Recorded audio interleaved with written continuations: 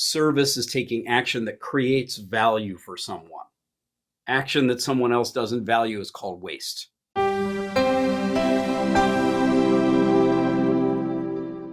It leads me kind of to the first question related to service is, have you seen service change now that it's less in person and more virtual? And, the one maybe quick example that I would give is, I typically don't go into Starbucks anymore and sit in there to drink a cup of coffee. However, I do still occasionally have a cup of coffee from Starbucks, and it normally comes through the app. So I pull up the app on my telephone, and what amazed me in my recent visit is that they called me by name, similar to what they would do normally whenever they would hand you your cup of coffee. And I noticed the change. And so, I'm just curious what you're starting to notice in terms of virtual versus, live interactions with regards to service. Well, it's a huge terrain that you've opened up there for conversation. I would say that let's start with some fundamentals, that service is taking action that creates value for someone. Action that someone else doesn't value is called waste. Anybody in a manufacturing environment understands that. In a service environment, we should understand that as well. So Then the question is, what is it that people have valued in this pandemic era when there's less face-to-face and there's less interaction? And of course, we've seen the cloud-based world, the app-based world, the mobile-based world just basically explode. And you gave one example of that. Now, you also pointed your finger at that interface between the human and the AI-enabled service capabilities.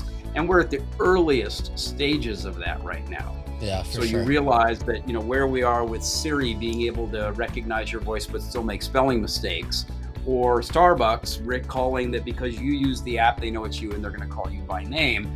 I would tease a little bit and say, well, when they actually handed you the drink, were they also playing the music that you love in the morning? No. Not yet. Not yet. Right. Yeah. So, yes. In your way of describing service, you describe 6 levels of service. Maybe we should start, just maybe backing up to those 6 Sure. levels, because I think, it gives everybody kind of a foundation of your perspective Sure. on service. Well, let's be clear what it is that I invented when we talk about the 6 levels of service. Most people will go through their academic education and never actually have a class on service. It's considered something for the tourism and the hospitality department, or maybe it's in nursing.